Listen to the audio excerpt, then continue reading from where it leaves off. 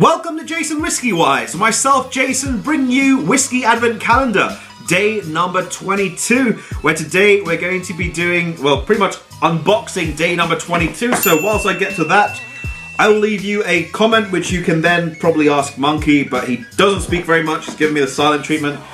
Monkeys these days never get good help. But day 22 is open.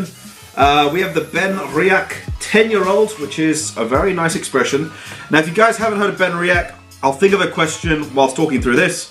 BenRiach is a distillery located in Speyside, Scotland, producing mainly their single malt, being the BenRiach range, and they've got a lot of peated expressions, which are even sherry cask, port cask.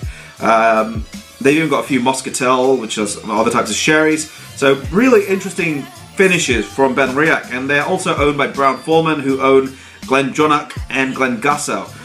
So if you don't know those two distilleries, Glendronach, fantastic for absolute sherry monsters, and Glengusau, I've had some of their expressions recently which are really interesting. For 30 and 40-year-old whiskies that I tried from them, very tropical, which I don't very often see from Scotland, especially when you get to 30, 40 years old. You're looking at sort of very oaky. Their one was very refreshing. So we've cleaned up the glass. We've got the BenRiach 10. We're going to pour ourselves a Dram. Oh crap, that was quite a measure.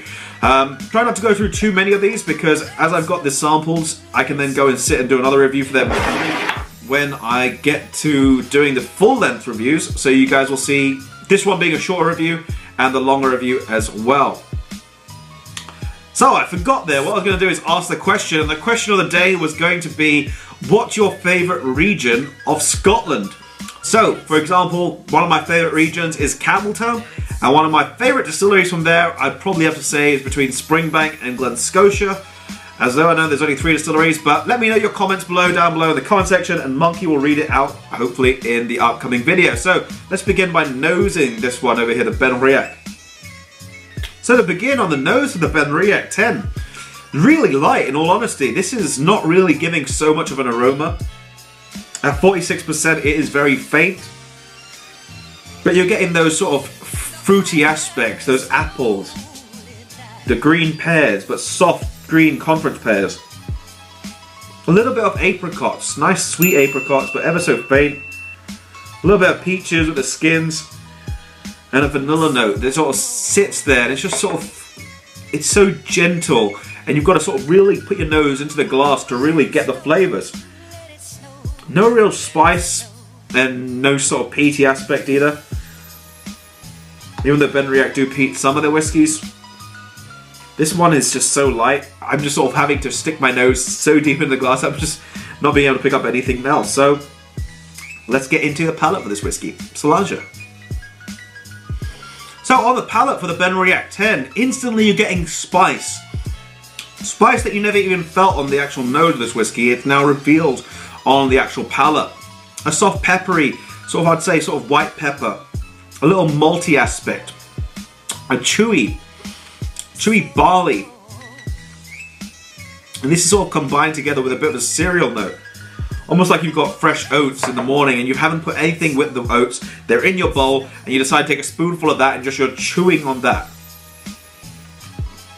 You're getting a little bit of those apples, and this is like an apple tart sitting behind the background, but almost like when you finish the apple tart, that little apple character that still sort of resides in the back of the palate. But minus that, not so much on the palate of this whiskey. Quite light, not so complex. Let's hope the finish has got something to it. So, into the finish. So the finish for the BenRiach 10, again, very short, I'd say like a short medium. It doesn't go on for too long. The aspects of spice sort of sit on the sides of the palate. A little bit of nutmegs there in the mix. But minus that, sort of little sort of warmth that sort of comes through the palate with a little bit of that spicy aspect. A little bit of those apples are still there. But again, now actually a citrus note's coming through, which is very interesting. I'd say more like a clementine, with a bit of the pith on the inside, giving that little bitter aspect on the end of the palate. But minus that, not a very long finish, quite short, quite simple. I'd sort of say a very simple dram. I'll be interested to see the price on that one when I do the full length review. But on that note, I'm going to wrap the video at that. If you have enjoyed, feel free to drop in a like. Be also sure to hit the subscribe button, which I'll leave over here, and I'll leave the videos linked there, here, and there, so you can go and check them out. On that note, we're very close to ending the Advent Calendar, and I've got quite a few whiskies over there which I'm going to be reviewing next. So, on that note, this has been JasonWhiskyWise, and I'll catch you all for the next video. Salanja.